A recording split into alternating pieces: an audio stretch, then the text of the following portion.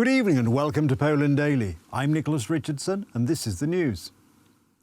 The European Parliament has voted to lift the immunity of 4 Law and Justice MEPs who were accused in Poland of violating hate crime laws through an election advert that warned of the dangers of allowing immigrants into the country. The pretext for this was liking and sharing on social media an election advertising spot from the Law and Justice campaign in 2018 that warned of the potential threats posed by the influx of illegal immigrants into Europe. The decision by the European Parliament to strip the immunity of Beata Kempa, Beata Mazurek, Patryk Jaki and Tomasz Poreba was based on accusations filed by Rafał Gaweł, a left-wing Polish activist who accuses the 4 MEPs of committing racist crimes in Poland by retweeting or liking a Law and Justice election advertising spot on social media from a campaign before the 2018 local elections. The video warned of the potential threats posed by an influx of irregular immigrants to Europe and linked enclaves of Muslim refugees with sexual assaults and violent attacks. It also suggested that a government formed by Civic Coalition, the largest opposition grouping, would lead to an influx of migrants, making residents afraid to go out on the streets after dark. The spot showed real scenes of violence committed by illegal immigrants. They classified it as hate speech under Section 266 of the Penal Code, which carries a penalty of 3 years in prison. Due to the fact that we have immunities, they submitted applications to the European Parliament to deprive us of our immunities. This is one big setup between judges politically involved on the side of the civic platform and a criminal associated with the opposition and opposition politicians. There are many indications of this, because in a normal, law-abiding country, nothing similar should happen. Let us also remember that this is a much bigger issue. A great European superstate is emerging. I am one of those politicians who are fighting against this project. That's why they are looking for an excuse so that I cannot run in the next elections. If they manage to put me in prison, they would have personal satisfaction. However, the point is to convict me and prevent me from running for another term of office in the European Parliament. They want to introduce such modern communism in Europe. Gaweł, who was convicted of embezzlement in Poland in 2019 and is wanted by the Polish police, subsequently obtained asylum in Norway, claiming that he was the victim of a politicized justice system. In November 2021, he filed a subsidiary indictment after the prosecutor's office twice dismissed his original claims as unfounded. Thereafter, editor Snustin Jurkun, a Warsaw court judge, submitted a request to the European Parliament to waive the immunities. Gilles Le Breton, an MEP and rapporteur in the European Parliament's Legal Affairs Committee, whose task is to give opinions on such applications, stated that it was politically motivated and recommended its rejection. On Tuesday, however, the Legal Affairs Committee voted in favour of the proposal. Beata Mazurek, commenting on the ruling, said later on Thursday, "We are neither surprised nor shocked by this decision. We predicted that this would happen, taking into account what is occurring in this Parliament. We are moving on, continuing our work. We are not limited in any way," she added. "We will certainly not succumb to such pressure and become intimidated or limited in our political activity."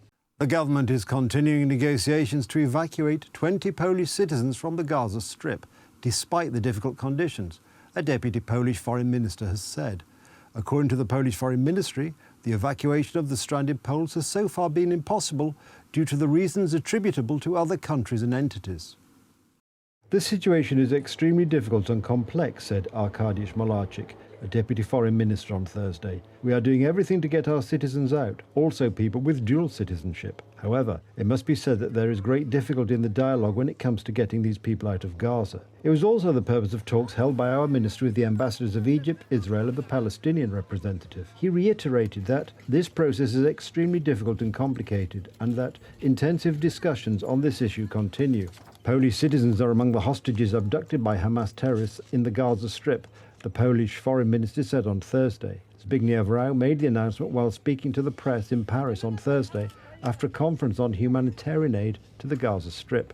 Hamas kidnapped 241 people during its raid on southern Israel on the 7th of October, that also claimed the lives of about 1,400 people. Poles are among the hostages of the Palestinian terrorist organization Hamas, held in the Gaza Strip, Rau said. The minister declined to give details, including the number of hostages, for the sake of the welfare of these people and because of the diplomatic efforts being made by Poland to free them. Israel has agreed to put in place 4-hour daily humanitarian pauses in its assault on Hamas in northern Gaza, the White House said, as President Joe Biden pressed Israel for a multi-day stoppage in the fighting in a bid to release hostages held by the militant group.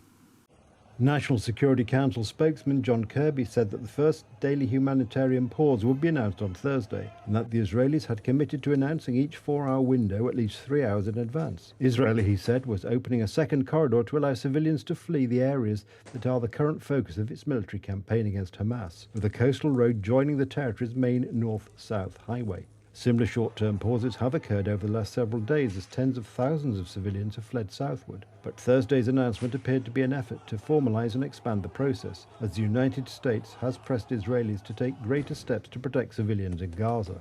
Biden's push for an even longer pause comes as part of a renewed diplomatic push to free hostages taken by Hamas and other militant groups to the Gaza Strip during their 7th October surprise attack on Israel. Yes. I've asked for even a longer pause for some of it. Are you bringing up the issue of an endorsement? The shutdown, government shutdown, just 8 days. Can you give us an update on what you're thinking on how to move past that? I wish the House would just get to work. I'm not being facetious. This is not a political statement. The idea we're playing games with a shutdown at this moment is just bizarre. And I think that we ought to be able to combine Ukraine and Israel. We ought to be able, and I'm open to discussions on the border. And I've already made some proposals. So there's no need for any of this. Israeli officials estimate that militants still hold 239 hostages, including children and the elderly, from the attack that also saw 1,400 Israelis killed. United States officials say it believes fewer than 10 Americans are among those held captive. Kirby told reporters on Thursday that pauses could be useful to getting all the 239 hostages back with their families, to include the fewer than 10 Americans that we know are being held. So if we can get all the hostages out, that's a nice finite goal. CIA Director William Burns was in Doha on Thursday to discuss efforts to win the release of hostages in Gaza with the Qatari Prime Minister and the head of Israel's Mossad intelligence agency, according to a US official. Did Televizia Republica motivate a 43-year-old man to send threats to opposition leader Donald Tusk? The politician accused the station of just that and claims that this was the perpetrator's own explanation of his action to the court. In December last year, the opposition leader received the protection afforded to high-ranking politicians. The editor-in-chief of TV Republica, Tomasz Sakiewicz, does not agree with this assessment. I just left the courtroom in Sopot. The man who planned the attack on me and my family testified that he acted under the influence of TVP Info, News and TV Republica, more of a victim than an assassin.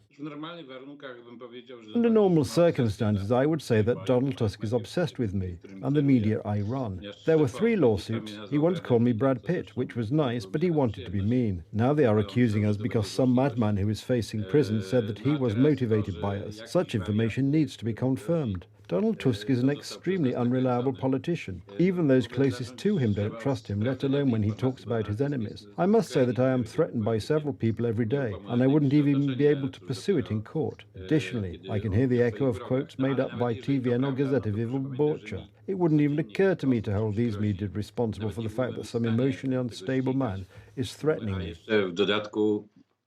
That's the news. Thank you for watching. Stay with us for the weather, Poland Daily Business and more programmes. But from me, it's have a good night and a better tomorrow.